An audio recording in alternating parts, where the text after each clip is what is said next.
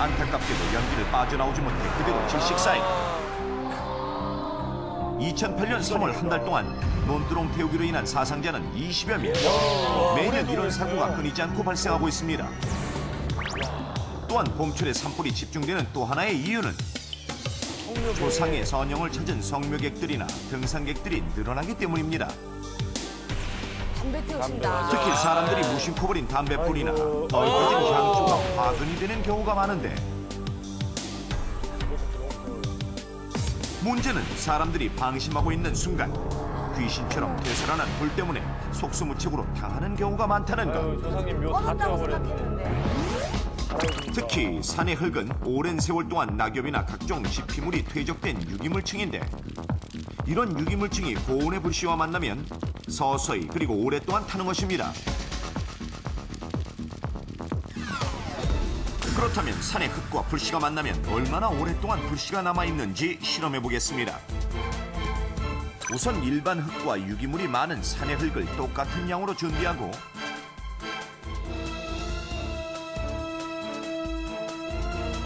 바싹 마른 볏짚을 양쪽의 흙 위에 동일하게 얹습니다. 그리고 볏짚에 불을 붙이자 양쪽 모두 비슷한 속도로 타기 시작합니다. 지금까지는 똑같네요.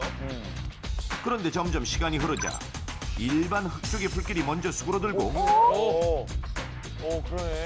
약 1시간 후엔 양쪽의 불이 모두 꺼지는데 이때 육안으로는 불이 꺼진 양쪽 흙 위에 볏짚을 올려놓겠습니다. 꺼졌어요, 지금. 자, 과연 볏짚은 어떻게 될까요? 설마. 잠시 후 연기 올라. 이게 웬일입니까? 온다, 저 뒤에. 산의 흙 위에 있던 볏짚에서 연기가 피어오르더니 우와. 마침내 우와. 산의 흙 위에 있는 볏짚에 불이 붙는 놀라운 광경을 확인할 수 그러게 있습니다. 말이에요.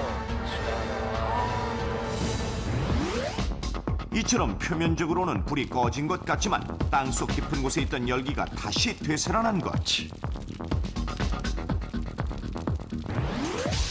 이번엔 양쪽의 불길이 모두 잡힌 후 각각의 흙 속을 파헤쳐 적외선 카메라로 살펴보니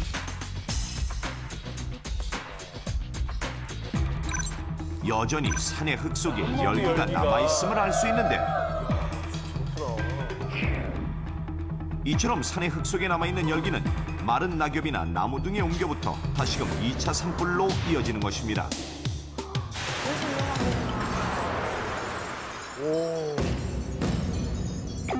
봄철 산을 찾는 등산객 인구가 늘어나면서 산불 발생도 또한 증가되고 있습니다.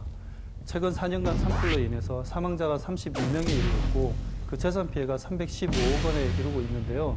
산불 발생으로 인해서 산림 피해가 다시 회복되는 데는 40년 이상, 길게는 100년 이상이 소요가 됩니다. 100년. 그렇다면 산불은 어떻게 예방해야 할까요? 입산 시에는 성냥, 담배 등 인화성 물질을 절대 소지하지 말고 취사를 하거나 모닥불을 피우는 것은 그러면 안 되죠. 허용된 지역에서만 실시합니다. 정말 저러면 큰일 나겠어요. 그리고 성묘 후에 향불은 꺼진 것을 확인한 후 꼭 가지고 내려와야 하며 만약 산행 중 산불을 발견했을 때는 즉시 119 및 관공서에 신고합니다.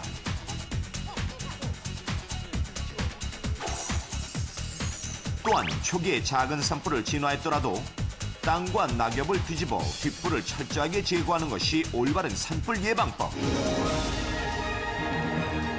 산행이 많은 4월. 한순간의 방심이 푸른 산을 잿더미로 만들 수 있습니다. 정말 꺼진 불도 다시 보자. 이게 이 산불 두고 한 얘기네요. 맞아. 오, 너무 요즘하고 딱 맞는 얘기니까 주의해 주시기 바랍니다. 저도 저희 할아버지 성묘 갔다가 할아버지가 이제 저 생전에 담배 많이 좋아하셨다고 그래서 저 이렇게 펴서 이렇게 놔드리고 그러거든요. 예, 맞아요. 많이 해요. 그거 꼭 확인하셔야 돼요. 요거 많이 해야 돼요. 예, 많이 해요. 예. 꺼진 거 보고 나오셔야겠어요. 보고 그걸 가지고 나와야죠. 그러니까. 담배꽁초를. 그건 조상님을 태우는 짓이에요. 잘못하면 큰일 나요, 진짜. 야, 그럼 조관님, 만약에 그러니까 가장 중요한 건 산불이 안 나게 해야 되는데 산불이 났어요. 근데 미처 대피하지 못했어. 막 죽겠어요. 막 이러다 어떻게 되는 거예요, 막. 네. 그 산불은 불길도 위험하지만 불이 너무 많이 나기 때문에 거기서 나오는 복사열이 굉장히 위험해요. 그래서 복사열을 직접 몸에 안 맞도록 하는 게 굉장히 중요합니다. 그래서 암석지대 같으면 바위 틈 사이에 있는 굴 같은 곳에 대피를 한다든가 큰 나무가 있으면 그 뒤로 일단 숨어서 복사열이 몸에 맞지 않도록 해주는 게 좋고요. 가장 좋은 방법은 근처에 조금이라도 물 있는 곳을 찾으세요. 그래서 옷가지나 담요 같은 걸 적셔서 자기 앞에다 겁니다. 그럼 일단 거기가 복사열을 차단해줘요. 그리고 그 밑에 누워서 대피를 하는 거죠. 그러다가 이제 상황을 봐서 대피를 하게 되면은 산 위로는 절대로 가지 마시고 산 아래쪽으로 가셔야 돼요. 왜냐하면 불길은 위로에 올라가기 때문에 위쪽이 훨씬 빨리 불에 탑니다. 그리고 혹시 뭐 옷에 불이 붙은 경우 사람들이 당황해가지고 그냥 막 달려가게 되는데 옷에 불이 붙으면은 그 자리에 멈춰서 자리에 앉은 다음에 땅에 뒹굴어가지고 불을 끄셔야 됩니다. 미국 같은 나라에선 어렸을 때부터 어린이들한테 이런 걸 가르쳐요. 몸에 불이 붙었을 경우 스톱, 드롭, 앤 롤. 멈추고 땅에 누워서 부른다. 그렇게 가르치죠. 그게 있구나. 우리 어린이들도 좀 알아야 되겠어요. 멈추고 스탑? 누워서 눕고 들어? 부르고 꼭 알아놓으시면 좋겠습니다. 여러분 정말 산에 가실 때는요 담배 노 그리고 치사도 노 꺼진 불도 다시 보는 센스 아 우리 정말 아름다운 강산을 우리가 꼭 지킵시다 약속해요.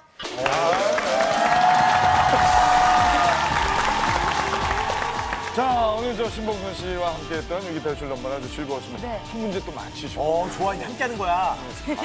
좋죠? 근데 좀 아쉬웠던 게 검은 칠을 결국은 하셨어요.